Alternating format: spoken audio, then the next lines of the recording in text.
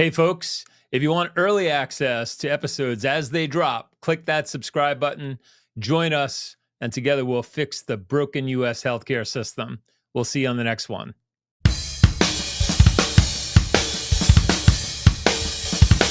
Get ready to take control of your healthcare.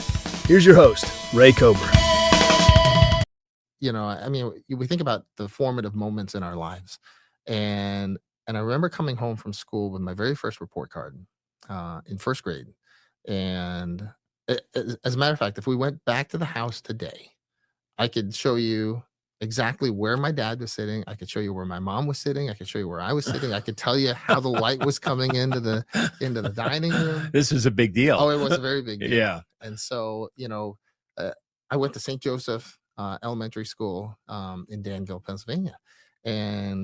And I got the report card, and Sister Mary Beth sat down with me and she went over it. And of course, I had no idea what a report card was. And so I'm looking at it and she goes, okay, see here, you got a B. Do you know what that means? I said, no. And she said, B means good. You should be proud of that. I said, oh, okay. All right, good. I like that. Right. Know? And she said, here, look, you got a B plus. Do you know what that means? I said, no. And she said, well, that means very good. I was like, oh, okay. That's nice. I like that. Right. Know? So here you got an A minus. Do you know what that means? I said, no. She said, that means excellent. And then here you got a bunch of A's. Do you know what that means? I said, no. And she said, well, that means outstanding. She said, you did really, really well. You should be very proud. You're going to take this report card home. You're going to have your parents review it and then sign it. You remember the days when the parents had to sign the report cards and send them back, right? So my parents had to review it. I forged a couple of those. I sadly admit that I did once also. I had somebody else forge it because I couldn't bring myself to sign it myself. So I brought the report card home. I was all proud of myself and everything. And my mom looks at the report card. When your father gets home, we are going to talk about this. I said, okay, good. So my dad got home from work. Right. And we went to the dining room. And did you say, okay, good, thinking? Yeah, I was so like, okay, you're going back to your conversation with the teacher. You weren't listening to the tone of her voice. I did not notice. You didn't make that connection. Oh, exactly. Okay. It was only in retrospect that I recognized, right. I guess her tone did kind of preview what she was going to say. So then we sit down, right? My dad is sitting at the head of the table. My mom is sitting to his left and I'm sitting to his right. I remember him looking at the report card and then he looks at me over his glasses. He looks at the report card again. Yeah. He looks at me over his glasses and he's got the scowl on his face. And I remember thinking to myself, I'm like, why has he got that look on his face? Right. He says to me, he goes, what do you have to say about this? I said, well, Sister Mary Beth said, it's really good. I should be proud and you should be proud. Sister Mary Beth, she does not know what she is talking about. I said, well, what do you mean? See this? This is a B. Do you know what B means? I said, well, Sister Mary Beth said it means good. No. B means you need to do better. Okay, better. Okay. See this? A B plus. You know what B plus means? What she said, it was very good. No. B plus means you need to do even more better. Okay. I said, A. You see the A minus? Do you know what the A minus means? She said it means excellent. No. It means almost good enough. Okay, that is the A minus. See here, A. You should have all A's. It should all be A's, like Aguila. Okay, it should be A. None of this A minus, B plus, and whatever. Right. And I was like, but she said she does not know you. Okay. Yep. You are in the gospel of Matthew. Okay, chapter 25.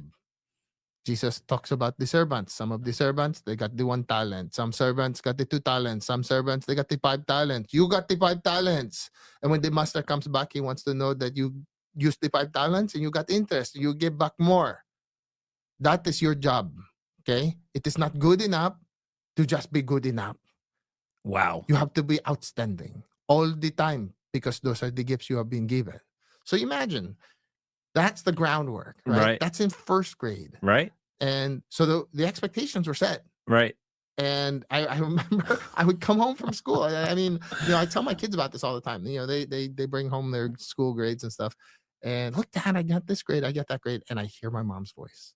I hear my mom's voice. So like, I might have a test and there were bonus points, right? And it's like, look, Ma, I got a 109 on this test. 109 out of 100. Yes. You should be happy about that. So they're bonus points. Yeah. How many? Well, I guess I could have gotten 15. Then why did you not get the 15? Why only 9? And I was like, and so I hear my mom's voice. When I think was there about any stuff. therapy in your life? Lots of prayer. Lots of prayer. So I say that jokingly, of course, but not 100%. Sure. However, their expectations made you the man that you are today. Yes. Sure. I was supposed to save that kid. Yeah. Is this what every patient that I see here is going to be like? Am I going to kill every person that walks through that door? Yeah. That rolls in here? Yeah. And that had to be extremely deflating. Oh my goodness. It was horrible. Yeah. And so the next case, so, we're finishing up that case, and then these trauma patients start rolling in, and the triage was being done by the trauma surgeon. He's like, okay, this one goes to that room. That one goes to that room. Aguila, you got this one. This one isolated face and neck injuries, from a blast. Put it back together. And I stood there and I looked and I was like, am I going to kill this one too? Oh man. Yeah. That's a very human thought, right? Very. And I think people forget that doctors are humans. Surgeons are humans. Absolutely. Right. Absolutely. Sure. Yeah. And so, but I remember, and this is one of the things that I love about surgery in particular. Okay. And it reminded me a lot of flying fighter jets. So when you fly fighter jets, there's this long ritual that leads up to actually getting in the jet. Okay, there are all these different steps that you have to do in the correct order and in the correct way before you can step into the jet. And if you get any part of that wrong, boom, you just got booted out of the mission. And you ask anybody that's ever been in the military, particularly those people who have been deployed, when you go home, you leave a part of yourself behind. Okay. And there's a part of you that thinks, you know what? Would the mission have gone better if I had stayed there? I remember my last deployment. I think it was about a month after I got home. I heard the story about these 2 nurses at the base that I was at who had been killed by a third country national because he had grabbed their weapons from them and shot them both there before shooting himself. Okay. And I remember the first thought that ran through my head was, would that have happened if I had been there? And every time you hear, anybody that's been deployed, they hear stories like that. They hear so-and-so got hurt, so-and-so didn't make it home. You ask yourself, would he have come home if I had been there? And there's a part of you that can't help but say yes. Yeah. Right. So there's a part of you that is always back there. And when I took the uniform off, there was still a part of me that longed for the mission. There was a part of me that was left behind. I don't know if those patients come find me because they know, oh, he's a face specialist and a nerve specialist and a pain specialist who were all rolled into one. Right. I'm going to go see him. I don't know if it's for that reason or for other reasons, but that's probably the most common place I see it. So, second most common place is on the chest and on the abdomen around the sides. I thought it was the back. And the back. And the back. Yeah. All right. So yeah, those are probably the 2 most common places. We've seen it in the arm and the shoulder. That's a really tough area to treat because the anatomy there is really variable. But again, from a conceptual standpoint, treating this is actually really simple.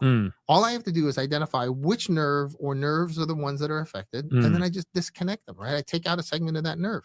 So that from a technical standpoint, this operation is the kind of operation that a junior plastic surgery resident would know how to do.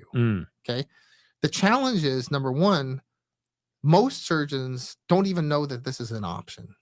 And number two, in order to identify which nerve or nerves are the ones that are responsible for the pain, you have to know the anatomy. And most physicians are not trained in the peripheral nerve anatomy beyond the really, really big nerves. Again, like the median nerve in the hand, or the ulnar nerve in the elbow, or the sciatic nerve in your butt.